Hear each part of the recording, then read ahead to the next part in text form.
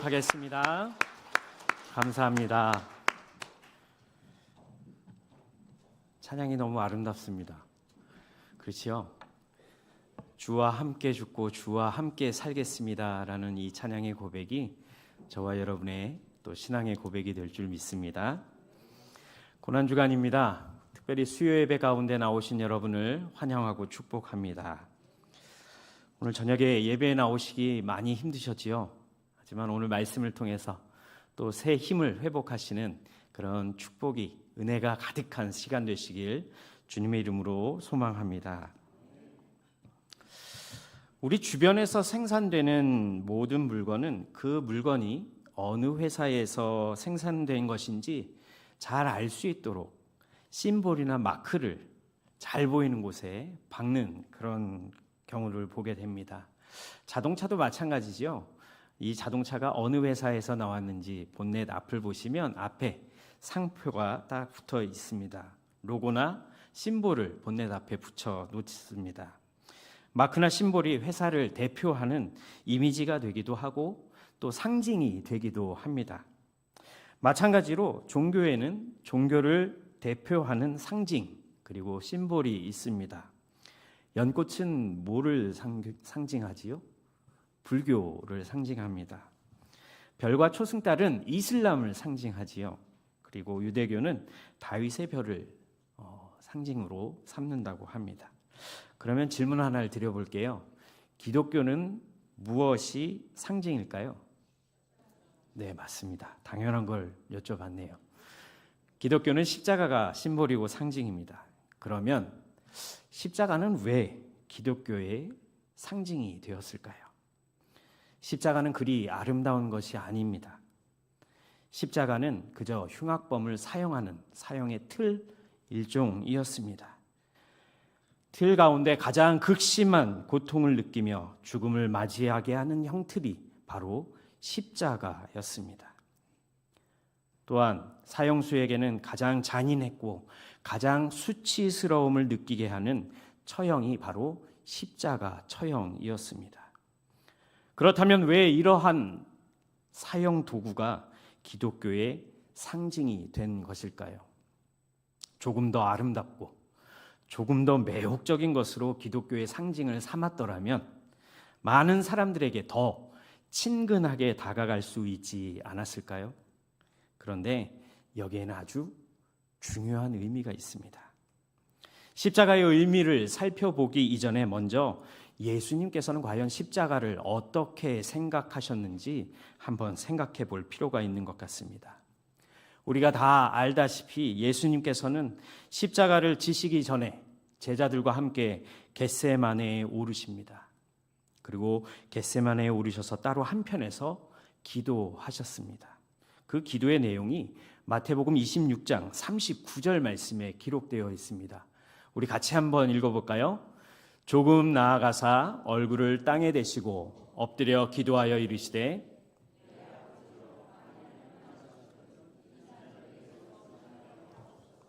그러나 나의 원대로 마시옵고 아버지의 원대로 하옵소서 하시고, 주님께서는 십자가 고난의 길을 걸어가시기 이전에 먼저 내 뜻대로 마옵시고 아버지의 원대로 하옵소서라는 기도, 이 기도를 하신 후에 주님은 십자가 고난의 길을 걸어가셨습니다.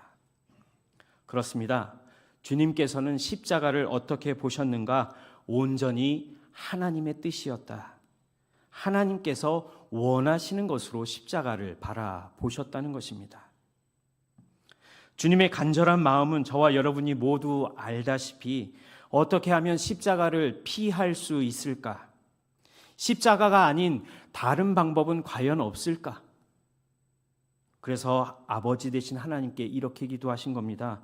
내 아버지여, 만일 할만하시거든 이 잔을 내게서 지나가게 하옵소서.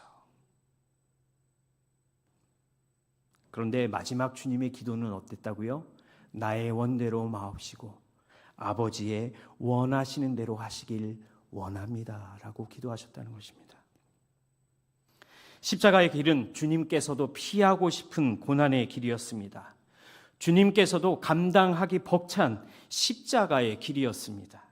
그러나 하나님의 원대로, 하나님 아버지의 뜻대로 하시기를 원하시는 기도를 들으신 후에 그 길을 걸어가신 주님을, 고난주간을 맞이해 우리는 더욱더 주님을 바라보며 십자가를 바라보는 것이지요.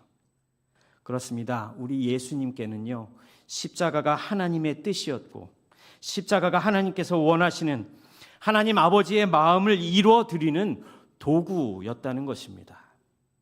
주님은 이 십자가만이 오직 아버지의 뜻, 아버지의 계획을 이루는 유일한 도구라는 사실을 이미 알고 계셨던 것입니다.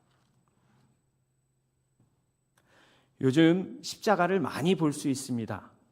우리가 하고 있는 액세서리에도 있고, 또 교회에 가면 십자가가 있지요. 십자가에는 다른 이유가 없습니다. 십자가를 한쪽에 세워놓거나 벽에 걸어 놓는다는 것은 공간을 아름답게 장식하기 위함이 아닙니다. 온전히 십자가를 통해 하나님의 뜻이 이루어졌기에, 십자가가 바로 하나님의 뜻이었기에, 그래서 십자가가 기독교의 심볼이며 상징이 될 수 있었다는 것입니다. 그래서 십자가 앞에 우리는 이런 찬양을 드리기도 합니다. 찬송가 494장 3절 가사를 보시면 이렇게 되어 있지요. 빈손 들고 앞에가 십자가를 붙드네. 의가 없는 자라도 도와주심 바라고 생명샘에 나가니 나를 씻어 주소서. 무슨 찬양인지 아시죠? 빈손 들고 앞에가 십자가를 붙드네. 이 찬양입니다. 우리의 모든 죄를 사하시는 그리스도의 은혜가, 하나님의 뜻이, 하나님의 마음이 이 십자가에 담겨져 있기에, 그래서 우리는 이 십자가를 보며 빈손 들고 십자가 하나만 붙잡겠습니다 라고 찬양을 통해 고백할 수 있는 것입니다. 아무 의로운 것이 없는 저와 여러분을 구원하시는 주님의 손길, 도우시는 못자국난 주님의 손을 바라보며 십자가를 오늘도 단단히 붙잡겠습니다 라는 그런 고백의 찬양인 것이지요. 그렇습니다. 십자가 외에는 다른 것이 필요 없습니다. 오직 십자가이며, 그래서 십자가가 저와 여러분의 전부가 되어야 될 줄 믿으시기 바랍니다. 지금 우리는 고난주간 가운데 있습니다. 특별히 이 고난주간이 되면 주님의 십자가가 더 크고 더 위대하게 느껴지는 시간이지요. 세상 사람들이 바라보는 십자가는 혐오의 사형 도구였으며, 십자가는 수치였고, 십자가는 고통이었습니다. 그러나 우리 그리스도인, 하나님의 자녀인 저와 여러분이 바라보는 십자가는 하나님의 뜻을 이루어드리는, 하나님께서 원하시는 하나님의 마음을 이루어드리는 도구라는 사실을 기억하시기 바랍니다. 이 십자가 은혜로 남은 고난주간을 오직 십자가만 생각하시고 오직 십자가만 바라보시며 지내시는 우리 모두가 되시길 주님의 이름으로 축복합니다. 우리는 십자가의 은혜로 믿음을 가진 성도가 되었습니다. 우리에겐 나 자신보다 나를 더 잘 알고 계시는 주님을 믿는 하나님의 자녀가 되는 것, 이것이 바로 오늘 우리가 나누고 싶은 십자가 은혜라는 말씀입니다. 그러면 믿음은 무엇일까요? 믿음은 바로 우리의 삶의, 나의 삶의 주인이 누구인지 확인하는 것입니다. 믿음은 우리의 삶 속에서, 나의 삶 속에서 누가 나를 다스리고 계시는지를 결정하는 것이 믿음입니다. 그 대상은 바로 내 자신이 아니라 예수 그리스도이신 것입니다. 그래서 오늘 본문에서 사도 바울이 이렇게 고백하지요. 다 함께 갈라디아서 2장 20절 오늘 본문 말씀을 함께 읽어보겠습니다.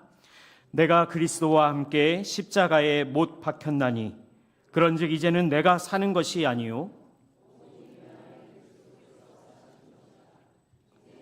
육체 가운데 사는 것은 나를 사랑하사 나를 위하여 자기 자신을 버리신 하나님의 아들을 믿는 믿음 안에서 사는 것이라. 아멘. 하나님 자녀 그리스도인의 믿음은 내 안에 누가 사시는가를 정하는 것입니다. 오늘 사도 바울은 본문을 통해서 내가 사는 것이 아니라 누가 사신다고요? 바로 예수 그리스도께서 사시는 것이다 라고 고백하고 있습니다. 내 안에서 그리스도께서 사신다. 이것은 무엇을 의미할까요? 내 삶의 주체가 내 자신이 아니라 바로 예수 그리스도께서 내 삶의 주체가 되어주시고 내 삶의 전부가 되어주신다는 바울의 고백, 그리고 또한 저와 여러분의 신앙의 고백인 줄 믿습니다. 만약 내가 내 삶의 주인이라면 나의 힘과 나의 지혜를 의지하며 살아갈 수밖에 없을 것입니다. 그렇지만 우리는 어떤 존재인가요? 한계가 있지요. 연약한 존재입니다. 불완전한 피조물입니다. 그래서 내가 내 자신을 의지하고 살 때 불안이 찾아오기도 하고 두려움이 찾아오기도 하고 어려움을 느낄 때가 있지요. 그러나 반대로 주님께서 내 삶의 주인이 되어 주신다면, 주님께서 내 삶의 주체가 되어 주신다면, 나를 이끌어 주시고 인도해 주신다면 나의 힘으로 해결할 수 없는 삶의 문제들을 하나님 앞에 맡기고 살아갈 수 있게 되는 것입니다. 어려움 가운데서도 누가 일하실까요? 주님께서 일하실 것이기에 믿고 맡길 수 있다면 저와 여러분의 삶은 더 담대해질 것이고 더 평안한 삶을 살게 되는 것입니다.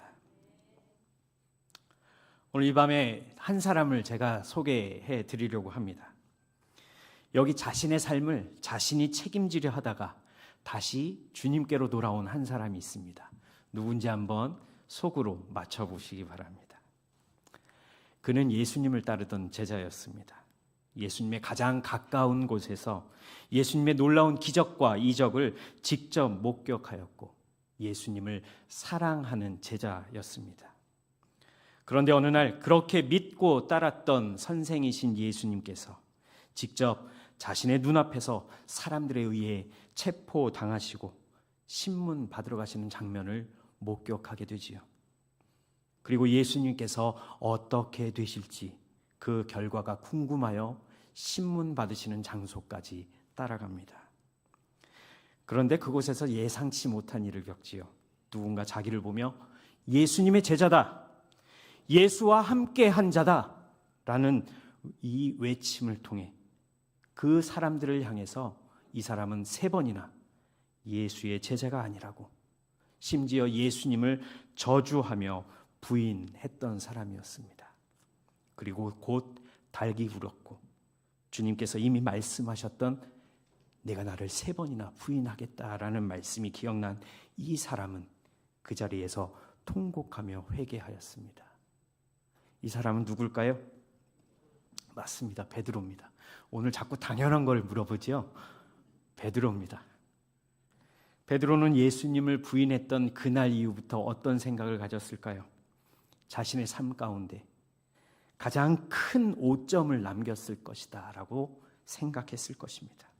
그리고 이를 만회하기 위하여 예수님께서 이 땅에서 행하셨던 복음 전하는, 복음을 위한 많은 사역들을 기억하고 또 기억하며 순간순간 모든 자리에서 복음을 전하는 일에 최선을 다했을 것입니다. 그 후에 베드로는 교회에 내려오는 여러 교부들의 기록에 의하면 순교로 그의 삶을 마쳤다라고 우리는 알고 있습니다. 요세푸스는 베드로가 거꾸로 십자가에 달려 죽었다고 기록합니다. 그리고 초기 교회의 전통과 교부들의 기록에 의하면 베드로는 로마에서 순교하였다. 그가 십자가에 거꾸로 달린 사건이 전통적으로 전해 내려오고 있음을 우리는 알고 있습니다. 아마 예수님을 부인한 그날 이후부터, 주님의 그 예언의 말씀을 들은 그날부터, 회개한 그 시간 이후부터 그리스도의 신앙을 지키기 위하여, 믿음을 지키기 위하여, 복음을 위하여 생명을 마치는 그 순간까지 변함없는 헌신을 보여준 인물이 바로 베드로였습니다. 베드로도 인간적인 생각으로 자신을 보호하기 위해서, 위험을 모면하기 위해서 예수님을 부인했던 연약한 사람이었습니다. 그리고 나서 부활하신 주님을 만나게 되지요. 주님과의 대화를 통해 또 주님께서 베드로를 향해 사명을 주셨습니다. 요한복음 21장 15절에서 17절 말씀입니다. 이렇게 기록되어 있지요. 그들이 조밥 먹은 후에 예수께서 시몬 베드로에게 이르시되 요한의 아들 시몬아 내가 이 사람들보다 나를 더 사랑하느냐 하시니 이르되 주님 그러하니이다. 내가 주님을 사랑하는 줄 주님께서 아시나이다. 이르시되 내 어린 양을 먹이라 하시고 또 두 번째 이르시되 요한의 아들 시몬아 내가 나를 사랑하느냐 하시니 이르되 주님 그러하나이다. 내가 주님을 사랑하는 줄 주님께서 아시나이다. 이르시되 내 양을 치라 하시고 세 번째 이르시되 요한의 아들 시몬아 내가 나를 사랑하느냐 하시니 주께서 세 번째 내가 나를 사랑하느냐 하심으로 베드로가 근심하여 이르되 주님 모든 것을 아시오매 내가 주님을 사랑하는 줄을 주님께서 아시나이다. 예수께서 이르시되 내 양을 먹이라. 만약 주님께서 부활하신 이후에 베드로와 만나셨을 때 야 거봐라 내가 너 그럴 줄 알았다. 내가 그렇게 이야기했는데 너는 내 말을 듣지 않았다. 나는 다신 너를 내 제자로 인정하지 않겠다라고 말씀하시며 베드로를 내치셨다면 어떻게 됐을까요? 그러나 반대로 베드로는 예수님께서 주시는 용서의 은혜, 사랑의 은혜를 경험하였고 그 후에 복음을 전하는 전도자로 초대교회의 중요한 지도자로 성장할 수 있게 되었다라는 것입니다. 예수 그리스도를 부인하는 삶에서 복음을 전하는 삶으로 자기만 살기 위해 아등바등했던 삶에서 온전히 주님을 위해 복음을 위해 천국을 위해 죽기를 각오하는 삶으로 완전하게 바뀌어졌다는 것입니다. 이처럼 주님의 은혜를 경험하고 나면 나의 삶의 주인, 삶의 주체가 내가 아닌 주님으로 바뀌어지게 되는 것입니다. 그래서 내가 내 삶을 결정하는 것이 아니라 주님께서 결정하시는 삶을 내가 살아갈 수 있는 것입니다. 이것이 바로 오늘 설교의 제목처럼 십자가를 통해 우리에게 주시는 은혜인 것입니다. 우리의 삶의 주체가 내가 아닌 누구로요? 예수 그리스도로 바뀌는 은혜. 이것이 바로 십자가의 은혜인 것입니다. 이 십자가의 은혜를 깨닫게 되면 우리는 더 이상 우리 자신의 유익을 추구하며 사는 존재가 아니라 그리스도의 영광을 위하여 살게 되는 존재로 변화되어지는 것입니다. 빌립보서 3장 7절에서 9절 말씀을 보시면 사도 바울이 그리스도 십자가의 은혜를 깨닫고 이렇게 고백합니다. 우리 같이 한번 읽어보겠습니다. 빌립보서 3장 7절부터 9절까지의 말씀입니다. 그러나 무엇이든지 내게 유익하던 것을 내가 그리스도를 위하여 다 해로 여길 뿐더러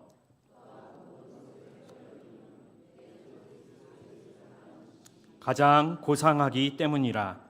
내가 그를 위하여 모든 것을 잃어버리고 배설물로 여김은 그리스도를 얻고 그 안에서 발견되려 함이니 내가 가진 의의는 율법에서 난 것이 아니요 오직 그리스도를 믿음으로 말미암은 것이니 곧 믿음으로 하나님께로부터 난 의라. 아멘. 내게 유익이 되는 모든 것을 해로 여길 수 있는 이유가 무엇이라고요? 주님 때문이라고요. 주님의 십자가 은혜 때문이라고 말할 수 있는 것이지요. 아무리 힘들어도 주님 때문에 살 수 있고 우리의 삶에 견디기 힘든 일들이 너무나 많은데 어떻게 견딜 수 있다고요? 바로 주님께서 주신 십자가 은혜 때문에 견디어내고 이겨낼 수 있다는 것입니다. 그리스도인들은 십자가를 품고 사는 존재입니다. 왜냐하면 십자가는 오늘 설교 서두에 말씀드린 것처럼 하나님의 뜻을 이루는, 하나님께서 원하시는 마음을 이루어드리는 도구가 되기 때문입니다.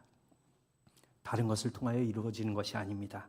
우리 가슴에 예수 그리스도의 십자가를 품게 될 때 비로소 우리의 삶을 통해 하나님의 마음이, 하나님의 뜻이 이루어지는 것입니다. 이제 말씀을 정리합니다. 십자가의 은혜는 보잘것 없는 것이 아닌 아주 큰 것입니다. 십자가의 은혜는 우리의 삶을 변화시켜 주셔서 하나님의 뜻을, 하나님께서 원하시는 것을 행할 수 있게 만들어주는 하나님의 능력인 줄 믿으시기 바랍니다. 십자가의 은혜를 기억하시며 매일매일 십자가 은혜로 살아가시는 우리 모두가 되시길 주님의 이름으로 축복합니다. 우리 마지막으로 고린도전서 2장 9절 말씀 한 절만 같이 읽어보겠습니다. 같이 읽겠습니다. 기록된 바 하나님이 자기를 사랑하는 자들을 위하여 예비하신 모든 것은 눈으로 보지 못하고 귀로 듣지 못하고 사람의 마음으로 생각하지도 못하였다 함과 같으니라. 아멘. 하나님께서 하나님을 사랑하는 성도들을 위해, 저와 여러분을 위해 예비해 놓은 것이 얼마나 큰 것이라고요? 눈으로 보지 못하고 귀로 듣지 못하고 사람의 마음으로도 생각지 못할 엄청난 것을 하나님께서 예비해 두셨다는 사실을 믿으시기 바랍니다. 이제 남은 고난주간 십자가를 품고 살게 해달라고 기도하시기 바랍니다. 어렵지만 힘들지만 내 힘으로 십자가를 품을 수 없지만 성령님의 도우심으로 십자가를 품게 해달라고 기도하시며 남은 고난주간을 보내시는 저와 여러분이 되시길 주님의 이름으로 축복합니다. 기도하겠습니다.